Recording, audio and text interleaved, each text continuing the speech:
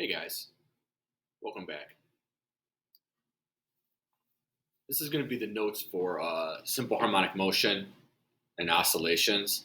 It says chapter 11 waves. We're going to break that in half, and I put waves in with sound. So this will pretty much just be pendulums and springs in simple harmonic oscillators. So pretty much we're going to stop at forced oscillations with resonance. So we'll cover simple harmonic motion, we'll cover the energy in this, and I will derive for you the period for both an ideal spring and a pendulum, and we'll look at what damped motion looks like, and then we'll kind of end up right at resonance, which will go into the next one. You guys have these notes. I'll share the PDF in Google Classroom, and you also get hard copies, whether you're the group that's in person or not.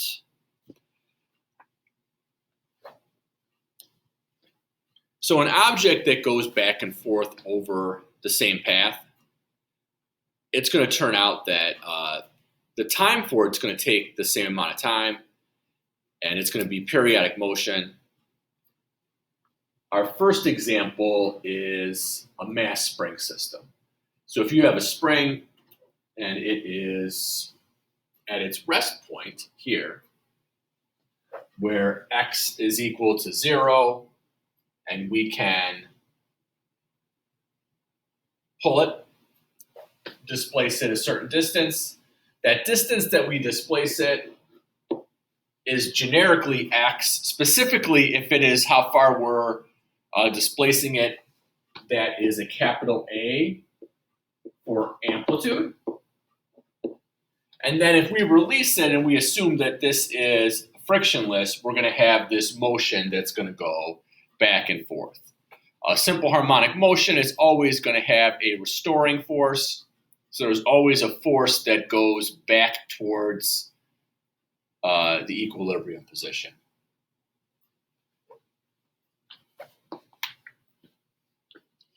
This is a good way to look at conservation of energy, because very often you have one energy turning into another energy over and over again. And it's also something that we look a lot at graph-wise. So whether we have linear graphs or whether we have graphs that have curves on them as well. So the maximum displacement is going to be our amplitude. Our period is going to be t. This is just like it was with circular motion, a capital T. So it's how long it takes for one cycle. In circular motion, it was how long it took for one path around the circle. Frequency is going to be how many times it happens per second. And usually you use whichever one is more convenient. So some things happen multiple times per second, you might use the frequency. Some things take multiple seconds to do it once, you might use the period. We have another equation, and this is tricky, and we'll get to this again. This is not, in this context, our angular velocity. This is our angular frequency. And the angular frequency is equal to 2 pi over the period, and it's also equal to 2 pi times the frequency. And this is on your equation sheet. We're going to need this to derive the simple harmonic motion formulas for both the pendulum and for the mass spring system. All right, so on a tuning fork, this is a C, so it's 512 hertz. It tells us, it's printed right on there, how many times it's going to vibrate per second, and we can calculate what the period is. So our period is going to be 1 over the frequency. So this is going to be 512 hertz. A hertz is a unit that is 1/seconds or second inverse. So I can plug this in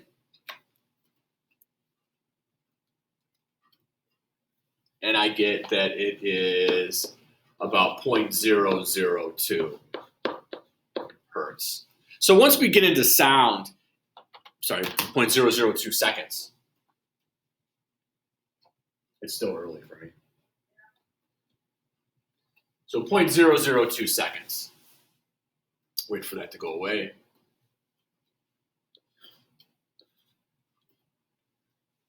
So this is how long it would take for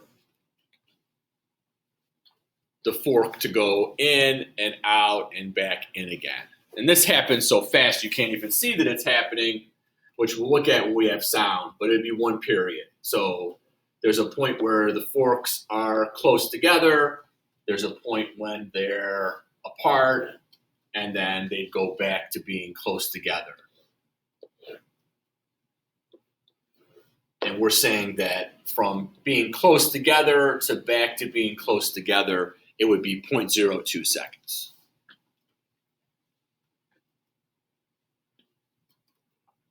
All right, so for simple harmonic motion, we're always going to have a restoring force, so a force that is going back to the equilibrium position.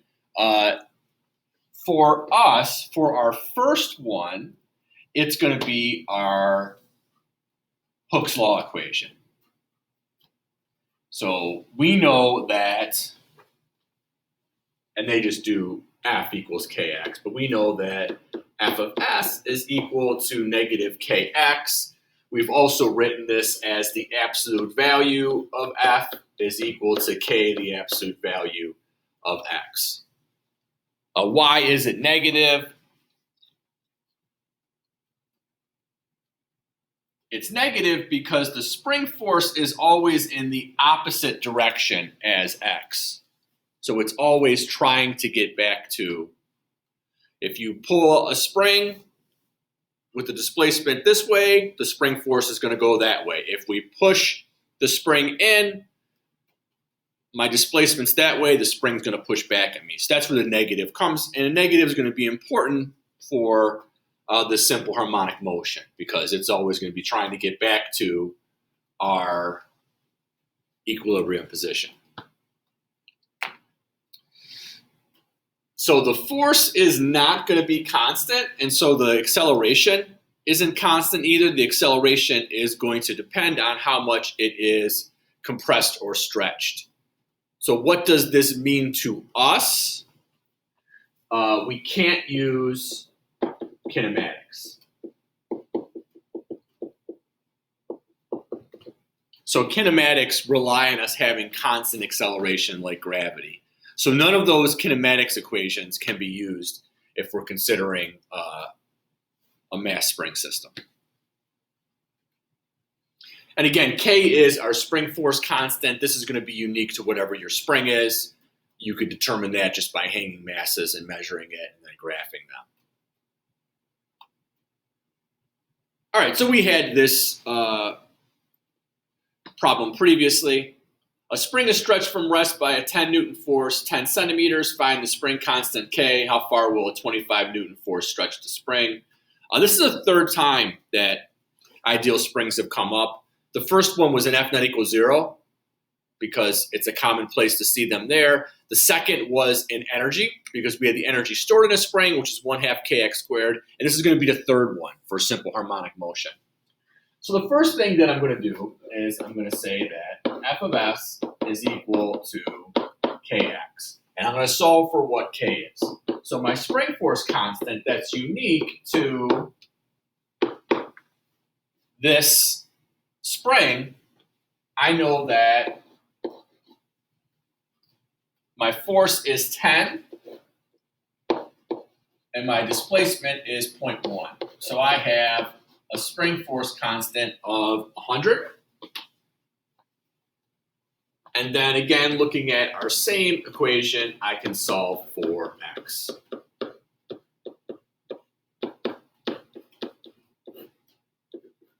So this is going to be 25 newtons divided by 100 newtons per meter, or 0.25 meters, or 25 centimeters.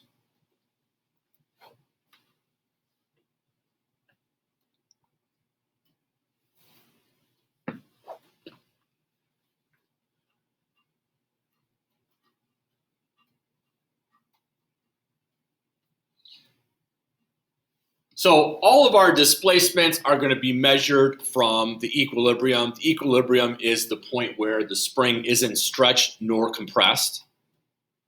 So that'll also be where the spring energy is zero. So at x equals 0, U of S is equal to 0, right? Because we don't have any energy that's stored in the spring. If you push it all the way in, you have a displacement that is negative A. And if it pulls all the way out, its maximum displacement, x is equal to A. At these 2 points, at the end points, your velocity is 0. So that means your kinetic energy is 0. And this is also the 2 places where you have maximum energy. And our maximum energy is going to be 1/2 Ka squared, or K negative A squared, which is still just going to be A squared, right?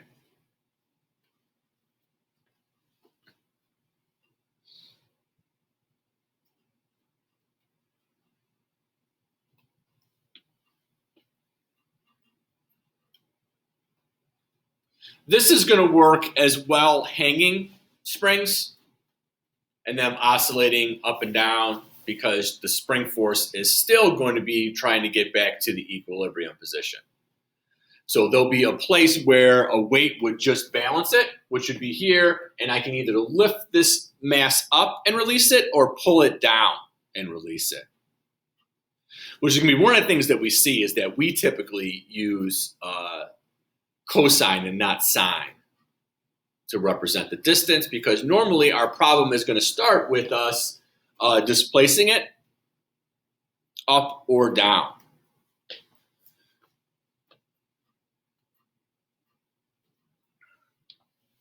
All right, so any vibrating system where the restoring force is proportional to the negative of the displacement is in simple harmonic motion and is often called a simple harmonic oscillator. So sometimes we'll see this as that. And we know that our initial one is that f of s is equal to negative kx.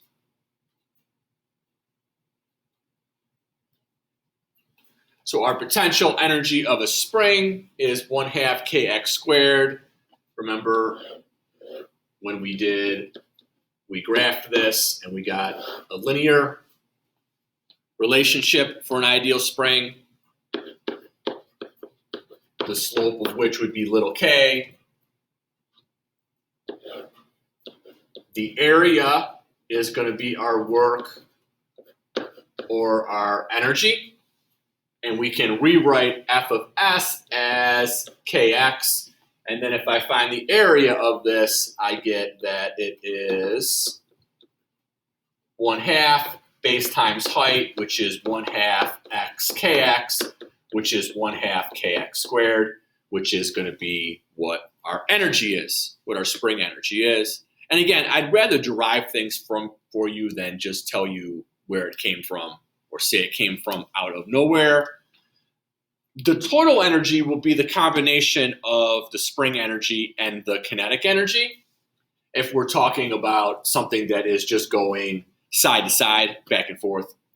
And if it is frictionless, it means that we only have conservative forces.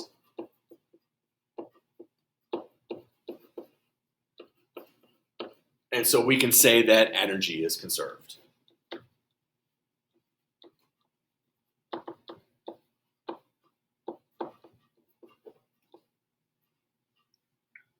And so at any given point, you'd have a set amount of energy.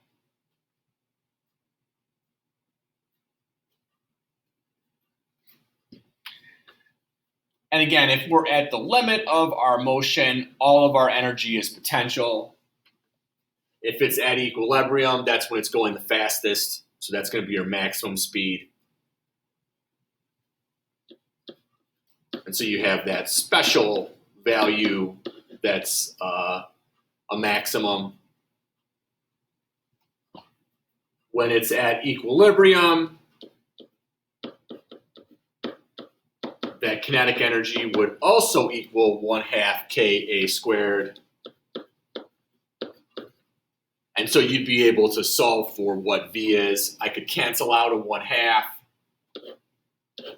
divide by M and square root. So I end up with this maximum speed is going to be K divided by M times A.